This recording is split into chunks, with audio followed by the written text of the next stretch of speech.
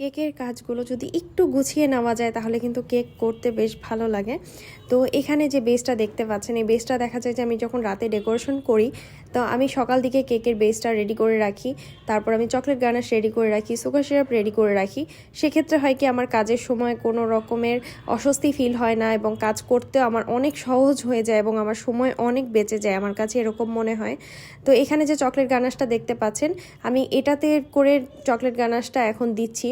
তো দেখতে পাচ্ছি আমার কাজ অনেকটা সহজ হয়ে গেছে। আগে আমি চামচ দিয়ে দিতাম, দেখা যেত যে আমার অনেকটা সময় লাগতো, আর সুগার সিরাপটাও আমার দেখা যেত যে দিতে অনেকটা সময় লাগতো। তো আমি এখন বোতলে করে এরকম ছিদ্র করে আমি সুগার সিরাপটা দিই। তো এখানেও দেখা যায় যে আমার সময় অনেকটা বেঁচে যায়। তো আপনারাও কেক কীভাবে এরকম সুন্দরভাবে টেকনিক খাটিয়ে কাজগুলো করেন আপনারা আমাকে কমেন্ট সেকশনে জানাবেন। আমার যদি ভালো লাগে আমি সেখান থেকেও আইডিয়া নিব। তো এই যে চকলেট গানাশটুকুন দিয়ে দিয়ে আমি যখন কেক ডেকোরেশন করছিলাম আমার কাছে মনে হচ্ছিলো যে আমার সময় অর্ধেক বেঁচে গেছে। তো এভাবে করে ক্রাম কোট করে আমি রেখে দিই কিছুক্ষণ ফ্রিজে, তারপরে আমি ফাইনাল ডেকোরেশনে যাই। তো ক্রাম কোট করে যদি ফ্রিজে রেখে দেওয়া যায় সেই কেকগুলো কিন্তু ডেকোরেশন করতে অনেকটা সময় কম লাগে, কারণ কেকটা অনেক ঠান্ডা থাকে, ফিনিশিংও দ্রুত চলে আসে। তো আমার পেজে ম্যাক্সিমাম কেকই চকলেট কেকের অর্ডার থাকে, তো আমি আপনাদের সাথে বেশি চকলেট কেকের লেয়ারিংগুলোই শেয়ার করা হয়।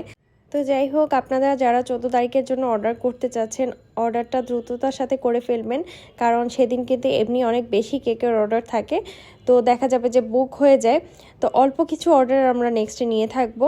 তো এই তো ছিল আজকের ভিডিও, সবাই ভালো থাকবেন, আল্লাহ হাফেজ।